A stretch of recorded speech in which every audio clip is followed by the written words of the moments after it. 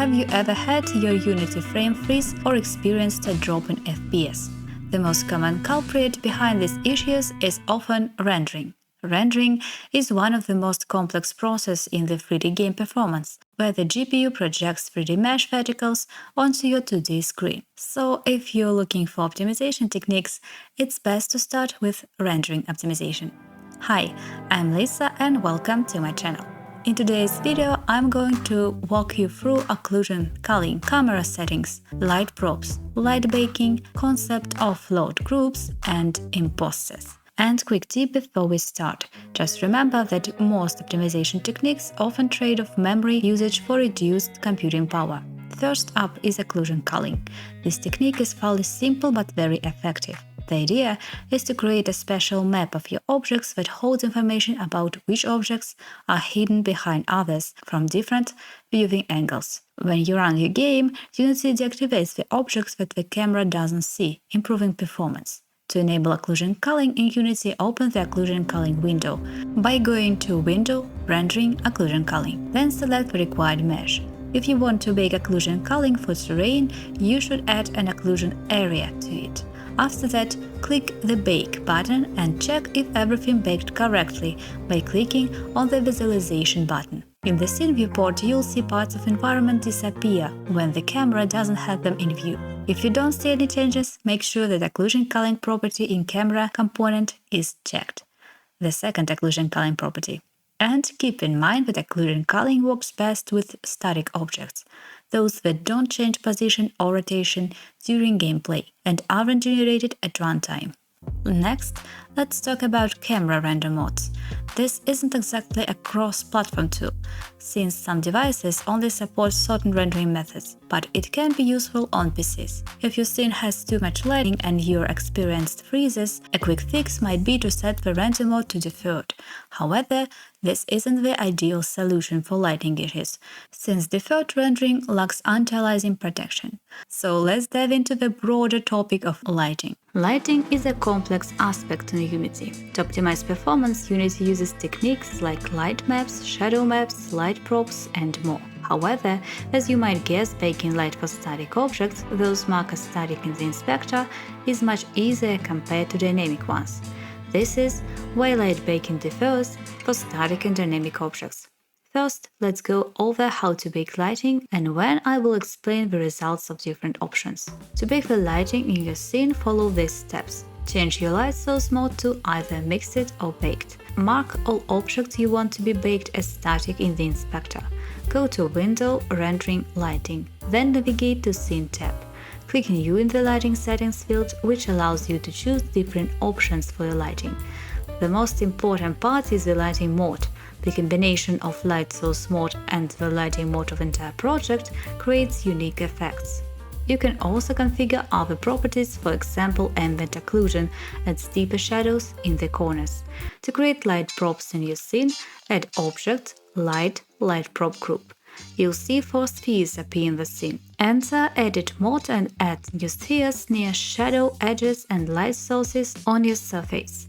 Make sure not to cover any spheres with objects as they will record that there is no light at that point.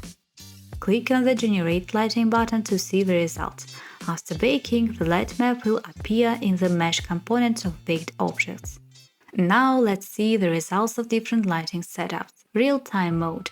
If the light source is set to real-time, the results will be the same regardless of the lighting mode in the lighting window. Direct lighting for all objects, static and non-static, will be generated in real time, but it will still use baked indirect lighting from light maps and light props.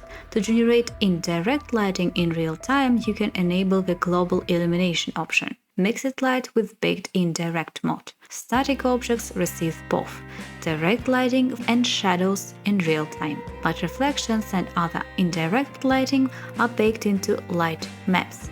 Dynamic objects are lit similarly, but for indirect lighting they rely on light props. Mixed light with Shadowmask mode. This mode behaves like Bake Indirect, but adds the ability to cast baked shadows from static objects. The source of these shadows depends on the distance between the camera and the object, which you can adjust in the project settings. If the camera remains close to objects, there is no difference between baked, indirect, and Shadowmask modes. However, in the project settings, in the Quality tab, you can set the Shadowmask mode to always use baked shadows for static objects regardless of camera distance. This reduces shadow quality but improves performance. Mixed light with subtractive mode. This is the most performance-friendly option.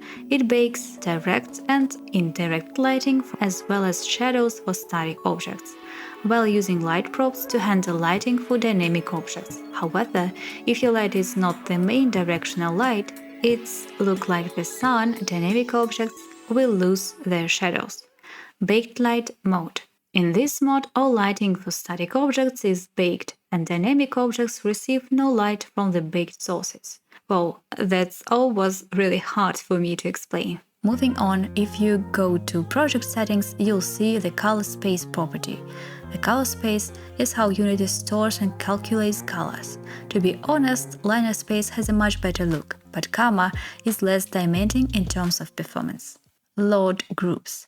For this, you'll need different versions of the same object, such as stone, ranging from a high poly version to a low poly version. When the camera moves further from the object, it's replaced with a version that has fewer verticals on the mesh.